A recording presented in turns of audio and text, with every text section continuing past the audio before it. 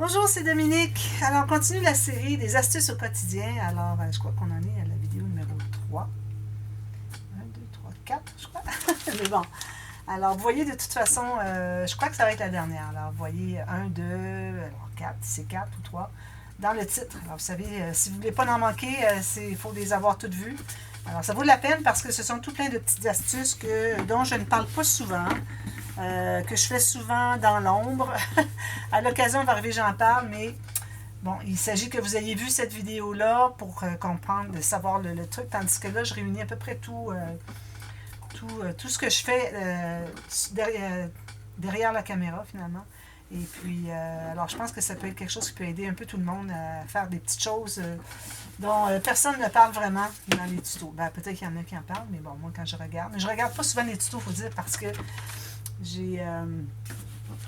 j'aime bien, peut-être juste les tutos des pop-up, mais sinon j'aime bien voir et puis faire moi-même. Parfois je fais des petits changements de toute façon. Alors aujourd'hui on parle du choix du papier et des cartonnettes. Alors les papiers, je mettais le papier ici, là, mais bon, c'était peut-être pas facile à lire, là. De toute façon je vous le dis au complet. Alors choix du papier. Alors moi souvent je travaille avec du 300 grammes, ici j'en ai même pas avec moi je pense.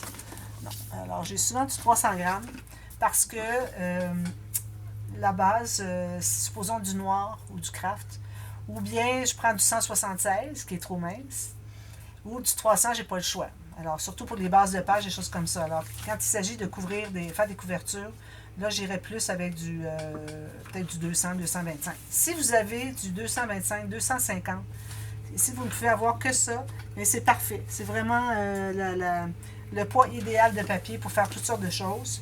Sauf peut-être les mécanismes. Alors, les mécanismes, souvent, moi, je vais dans du papier plus fin. Alors, j'ai...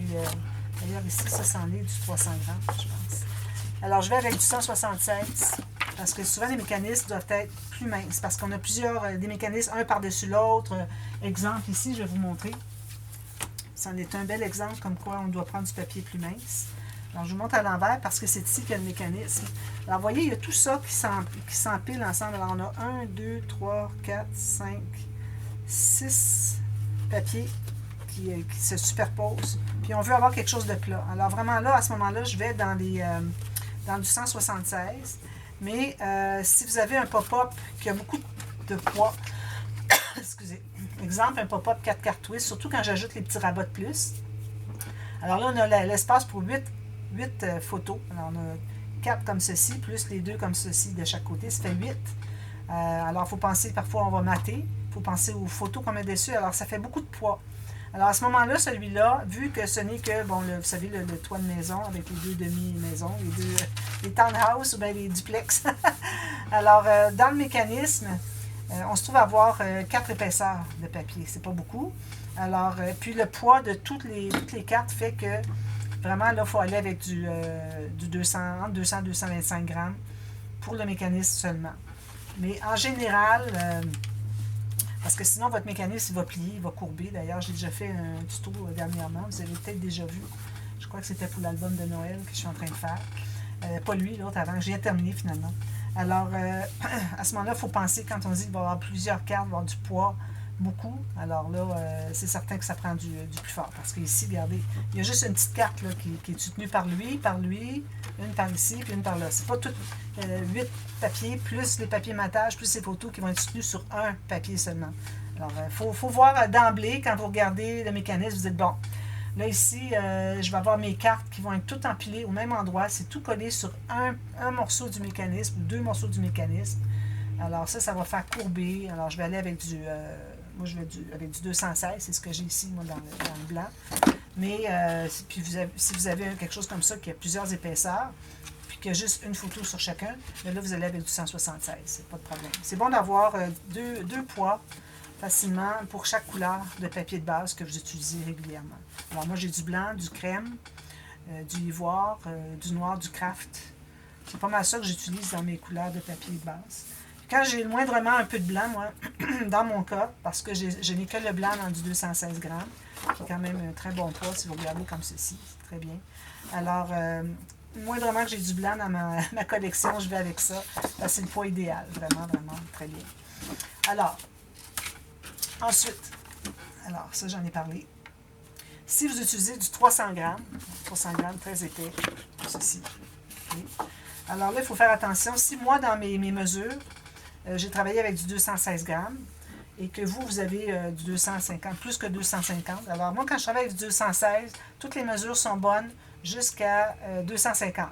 Mais si vous tombez avec du plus que 250 jusqu'à 300, alors je ne commande pas plus que 300, à ce moment-là, il faut toujours ajouter 1 mm dans les goussets, parce qu'il faut que vous comptiez toute l'épaisseur des papiers qu'il y a à l'intérieur. Si vous faites que du 300 grammes, OK. Il faut calculer que tout ce qui est à l'intérieur, c'est beaucoup plus épais que du 200 grammes.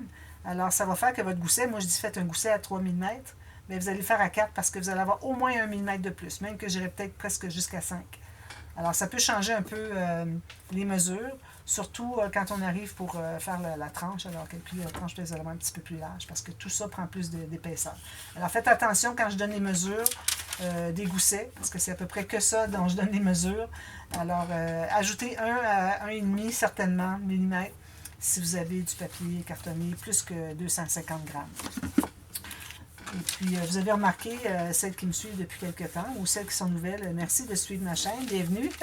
Abonnez-vous, ça me ferait bien plaisir. Puis, surtout, n'oubliez pas de faire des petits pouces en l'air, parce que ça aide vraiment ma chaîne à grandir, parce que j'ai plus de visibilité sur YouTube quand il y a plusieurs pouces en l'air. Alors, ça fait que finalement, il y a plus de gens qui la voient, puis ça fait monter ma chaîne plus. Avec tout le travail que je fais, toutes les précisions, puis tous les trucs, je pense à vous tout le temps. Alors, ça vaudrait bien un petit pouce en l'air sur chaque vidéo que vous regardez, si vous l'aimez, c'est certain. Mais si vous n'aimez pas, dites-le moi, envoyez-moi un message, et puis je vais voir qu'est-ce que c'est qui ne fonctionne pas. Alors, comme je disais, si vous avez du 300 grammes pour tout le projet, les rabats, tout ça, ajoutez 1 à 2 mm, dépendamment s'il y a plusieurs papiers. Bien là, vous allez avoir beaucoup plus parce que vous ajoutez du poids à chaque papier. Alors là, vous allez peut-être aller avec du 2 mm de plus. Alors, le poids idéal, c'est vraiment 250, sauf pour les mécanismes pop-up, si jamais vous avez à choisir du papier. Les cartonnettes maintenant. Alors, les cartonnettes, moi ici, j'ai du 1,2 mm. Quand même que j'ai du 1,2, même que j'ai peut-être juste peut-être, oui, 1,2. C'est difficile d'avoir les cinquièmes de millimètre. Je prendrai un microscope. Alors, si vous avez ça, c'est parfait. Attention, il y a différentes qualités. Alors, si vous regardez ici, moi, je fais ça, puis je fais ça. Vous voyez, c'est une très bonne qualité. Ça courbe presque pas. Si je vais dans mon 30, ça, c'est du 21,6 par 28. Alors, c'est près du A4. A4, vous avez 6 mm de moins. Vous avez presque 2 mm de plus. Moi, si je vais dans celui-ci, vous voyez, il courbe beaucoup plus. C'est certain qu'il est plus grand, mais ça reste qu'il courbe plus que l'autre. Quand même que juste... si je le fais dans ce sens-là, il y a juste 1 cm, 1 pouce, 2,5 cm de plus. Il courbe beaucoup plus. Vous voyez, ça, c'est moins bonne qualité. Mais celui-là, je vous mets dans la boîte de description le lien pour l'acheter pour les Canadiennes. Alors là, en France, j'ai cherché, je ne l'ai pas trouvé, dans le sens amazon.fr. Mais bon, pour les Canadiennes, je vous mets le lien, c'est sur Amazon, pour avoir celui-là. Il s'appelle Samsil. Alors, là, je vais vous parler du grain. Alors, une chose avant que je l'oublie, parce que c'est plus en haut de ma liste ici. Si jamais vous utilisez plus grand que A4, OK? Même que A4, je trouve que c'est très large. Ça peut courber un peu. Alors, il faut faire attention dans quel sens vous le prenez. Mais là, vous n'avez pas le choix. A4, il est comme ça. Alors, du fait que c'est grand, si jamais votre grain est dans ce sens-ci, il ne courbera presque pas comme ça. Il courbe plus dans ce sens-ci parce que le grain est fait dans ce sens-ci.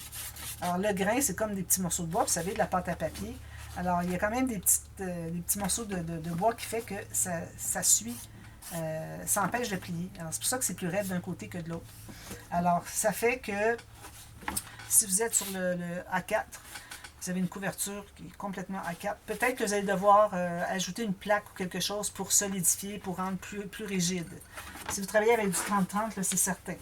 Alors, c'est certain que ici on a une courbe. Alors, pour ce qui est de la courbe pour du grain, alors si vous faites du cartonnage, vous avez des tablettes à faire. Alors là, ça vous prend, il faut vraiment que le grain du papier soit, ou de la cartonnette soit dans ce sens-ci, pour pas que ça courbe trop. Puis même, il faut la doubler et tripler, dépendamment de la qualité que vous avez. C'est certain qu'on ne fera pas des tablettes là-dessus, parce que là, vous allez arriver pour mettre quelque chose, regardez, il ne prend pas grand-chose, juste à presser un petit peu. Tandis qu'ici, regardez, je presse un peu, puis il n'y a rien qui fait courber. Alors, c'est important de toujours avoir dans le sens du grain. Parfois, il peut arriver que vous avez des cartonnettes que vous auriez besoin d'une grande longueur ici, genre la longueur A4, mais que le grain est dans l'autre sens. Alors là, ça ne fonctionne pas. Ce que vous pourriez peut-être faire, c'est mettre quelque chose de rigide entre deux épaisseurs de cartonnette. Mais bon, là, moi, ça ne m'est jamais arrivé. Ma cartonnette, moi, elle est toujours dans le bon sens. Alors, ça fait que j'ai besoin dans ce sens-ci. Je fais mes tablettes comme ça. Ou je vais dans le 30-30 pour avoir mes tablettes comme ceci. Pour ce qui est des couvertures, alors comme je vous dis, si vous prenez plus que A4, alors automatiquement, vous allez avoir besoin, surtout que c'est très long, vous avez besoin de faire comme, moi je fais souvent une plaque, c'est-à-dire j'ajoute un morceau de cartonnette couvert de papier, bien rabattu tout le tour avec la technique comme on fait, puis je l'ajoute dessus. Alors là, vous pouvez avoir 2 cartonnettes. Ou vous pourriez tout simplement coller 2 cartonnettes ensemble. Certain que là, au prix qu'est la cartonnette, vous allez trouver que ça en fait beaucoup. Mais bon, si vous avez un grand album, que ce soit en hauteur ou en largeur, vous allez avoir besoin de mettre 2 cartonnettes, à moins d'avoir du 2 mm. Si vous avez du plus que 1,2 mm, là, ça va être correct. Ça va être, pour les cartonnettes, pour les couvertures d'album, ça va être correct. Vous n'avez pas besoin de doubler. C'est juste si vous avez 1 mm, ou si vous avez quelque chose qui est très mou comme ça.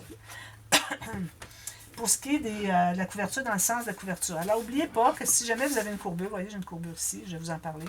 Si jamais vous avez une courbure, dites-vous que quand votre cartonnette va être toute bien stabilisée avec la tranche, supposons que ça c'est la tranche, ça c'est là-dessus, ça va être droit. Alors, ça ne courbera pas. Ça pourrait peut-être courber ici parce que ici, ben, vous n'avez pas rien qui le tient. Alors, à ce moment-là, c'est important. Premièrement, vous pouvez essayer de la redresser un peu. Alors, vous la travaillez un peu. Alors, si je fais ça, moi, comme ça, vous voyez, la seule place, c'est juste ici que ça essaie de se placer. Vous ne réussirez pas à placer la courbe au complet en ajustant juste ici. Alors, il faut quand même aider aussi à plier un peu sur les côtés, pas juste au centre.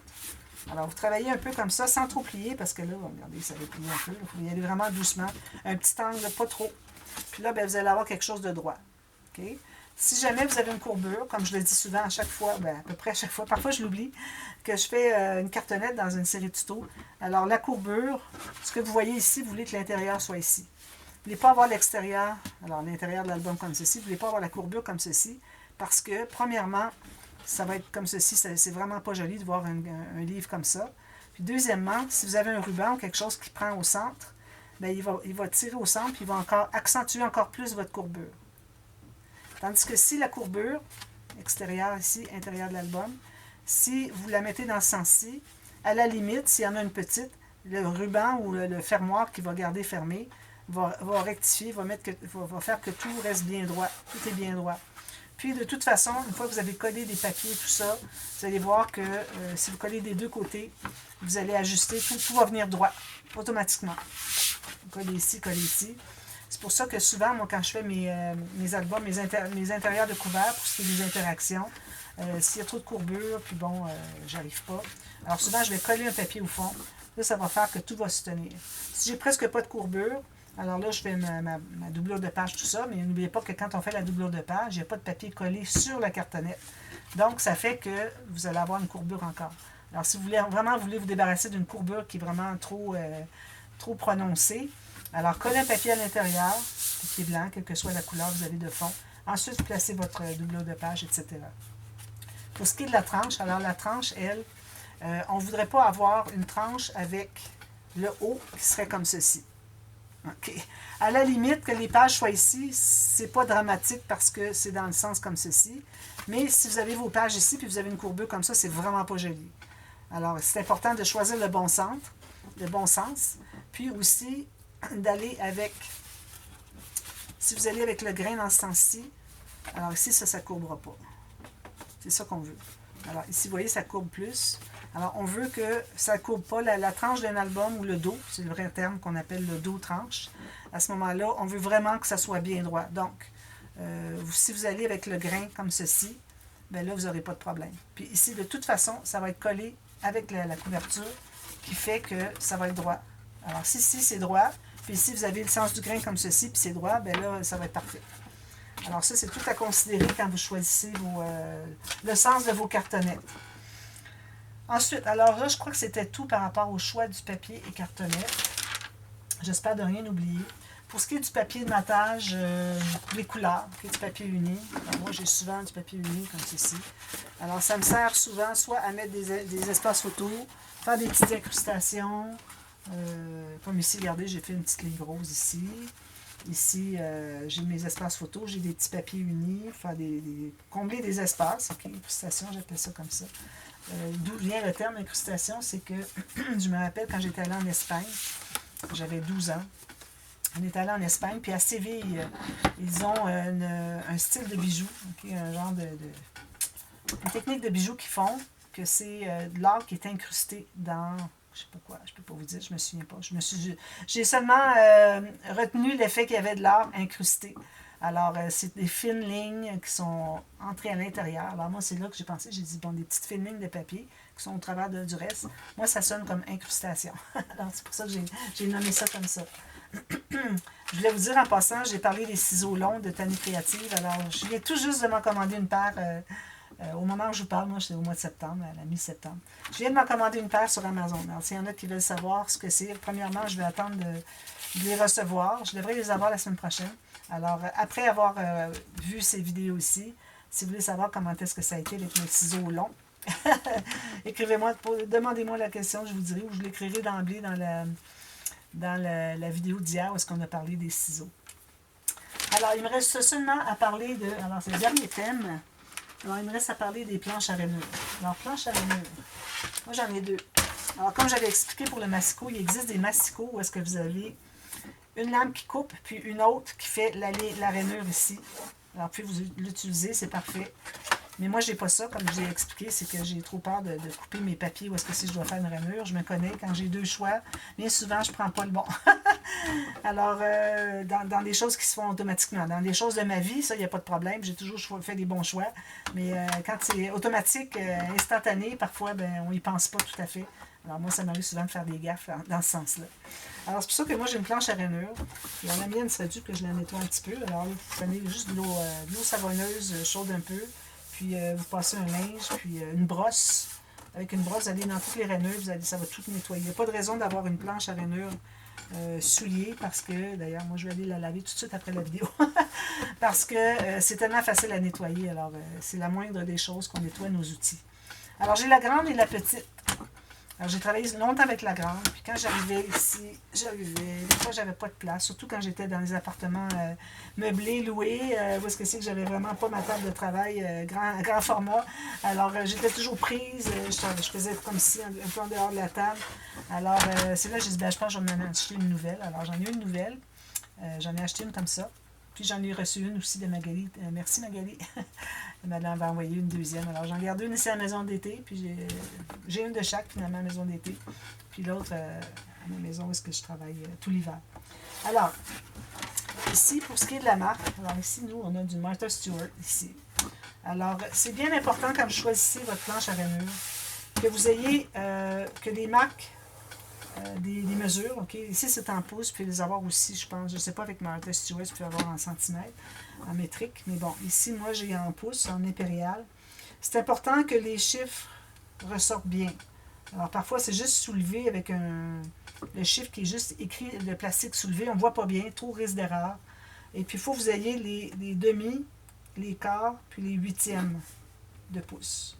En centimètres, ben, vous allez avoir probablement les demi. Ça fait 5 mm. Mais bon. Alors, il faut avoir ça ici. Puis, il faut que vos rainures soient assez grosses qu'on puisse vraiment faire une belle rainure. Il y a des... alors, je vais vous montrer ici, moi. J'avais le petit outil. Ça fait quand même un bon bout de temps. Ça fait plus peut-être un an et demi. Je l'ai cassé. Alors, ça, c'est un Fiskars. J'ai demandé qu'ils me le remboursent, qu'ils m'en envoient un autre plutôt. Puis, ils ne m'ont pas répondu. Je dis, bon, ça va. Alors, moi, je travaille avec ça. Pourquoi est-ce qu'il y a deux? Alors, il y a une grosse boule, une petite. Alors, la grosse, elle mesure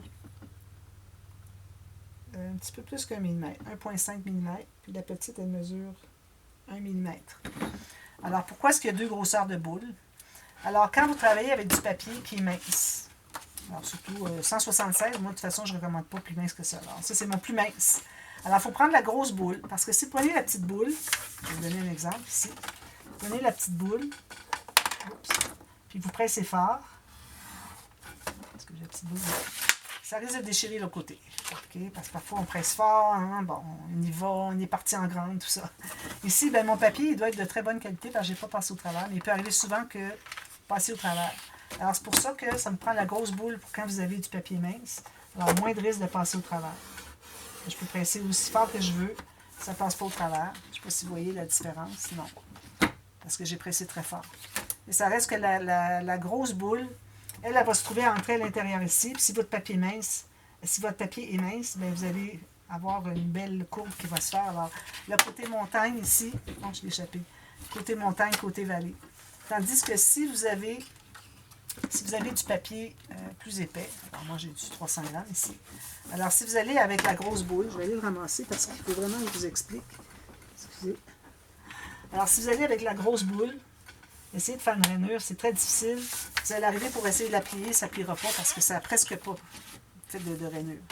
Si vous allez avec la petite boule, là, vous allez avoir un beau pli facile à faire parce que c'est entré plus à l'intérieur. Le fait que le papier est tellement épais, pour que ça entre à l'intérieur, il faut que ça soit quelque chose de vraiment fin qui le pousse à l'intérieur. C'est pour ça que ça prend la petite boule. Okay? Quand vous avez du papier épais, quand vous avez du papier mince, alors quand vous avez du papier mince, ici, ça vous prend la grosse boule pour que quand vous allez l'entrer, ça ne va pas entrer trop. Ça va être parfait pour entrer juste assez pour faire la rainure, mais pas assez pour déchirer. Alors, c'est vraiment important. Alors, moi, quand je vois gros papier, c'est petite boule. Petit papier, c'est grosse boule. Comme ça, moi, que je le retiens. Puis, vous avez la petite planche à rainure ici. Même chose. On va jusqu'à 5 pouces et demi. On a même les centimètres ici et ici. Ça aussi, c'est Martha Stewart. Craft & Co. C'est pas Martha Stewart. Craft & Co. Crafts & Company. Bon, alors vous avez les rainures, vous avez aussi les centimètres, sauf qu'ils sont sur le côté et en bas. Alors, il faut toujours vous y fier, vous dites, bon, ben moi, j'ai besoin de 1 cm. Alors, vous êtes ici, faites votre 1 cm. Alors, ça, c'est bien pour ça. Aussi, vous avez derrière une petite plaque comme ceci. Faire des angles de 90 degrés. Alors, on va placer ici. On va placer complètement sur le bout ici. Okay. Puis, là, vous pouvez faire des diagonales. Alors, vous avez une diagonale à faire. Ça, vous allez avoir une belle diagonale en angle de 45 degrés. Alors ça, vous allez avec les mesures. Je ne l'ai pas utilisé souvent. À l'occasion, pour des mécanismes, ça peut m'arriver que j'en fasse. Ou quand j'ai besoin de plier quelque chose en triangle. Alors, vous avez vos mesures ici. Même chose. Si vous avez besoin vous commencez à 0 ici, vous avez besoin de 1 pouce diagonale, vous allez faire ici, vous avez 1 pouce. Alors ça, c'est bien, bien utile aussi. Ici, il ne l'a pas, mais vous avez quand même, si je prends mon papier ici, vous avez quand même une diagonale ici. Alors, vous commencez au bout, comme ça. Puis, vous avez votre diagonale qui fait ceci. Puis, vous avez le métrique ici en haut. Non, c'est les pouces en haut. Ah, vous avez les pouces et le métrique. Mais c'est embêtant un peu parce que le métrique ici est caché. Alors, vous pouvez peut-être aller comme à 3. Vous avez besoin de 10 cm. Vous commencez ici. Ça va commencer ici. En même temps, ça ne commence pas au bout, là. 10 cm. Oui, il commence 0 ici. Alors, si je fais ici, moi, une diagonale, 10 cm, comme ça, je mesure, ça donne bien 10 cm. Ça donne 11. Si je suis à 10 ici, c'est bien ça. Voyez-vous, ça donne 11 cm. Alors, c'est difficile un peu. Moi, je ne l'ai jamais utilisé, le côté. Mais bon, c'est là. Si vous voulez vous habituer, faites des expériences, puis essayez, puis vous allez voir comment ça fonctionne. Alors, planche à rainure, c'était ça. Est-ce que j'ai autre chose à vous parler? Mon petit papier ici. Je pense que j'ai fait le tour de tout ce que j'avais à vous parler. Je pense que j'ai rien oublié. Alors, si jamais j'ai oublié quelque chose, bien, éventuellement, je ferai peut-être une autre vidéo pour ajouter à cette série. Ou, si j'ai oublié quelque chose qui est dans supposons dans les ciseaux, ou un autre, c'est dans la colle, bien, je l'ajoute dans la boîte de description. Alors, allez voir les boîtes de description, il peut y avoir des petits trucs de plus, si jamais il y a des choses qui me sont venues à l'idée après coup. Alors, voilà, j'espère que vous avez apprécié cette série, puis que ça va vous aider. Alors, vous allez comprendre toutes les petites choses que je fais en dehors de la caméra. Alors, je pense que ça va vous aider beaucoup. Et puis, parce que j'explique pas toujours. Alors, souvent, ce que je vais faire dans le futur, dès que cette série est publiée, je vais souvent référer à cette série. Alors, je vais dire, allez voir tel, je vais mettre le lien. André mettra le lien en i à ce moment-là, pour voir quelle vidéo, pour voir des petites choses que je vais expliquer. Puis je mettrai, peut-être que je l'écrirai dans la boîte de description s'il y a une minute précise.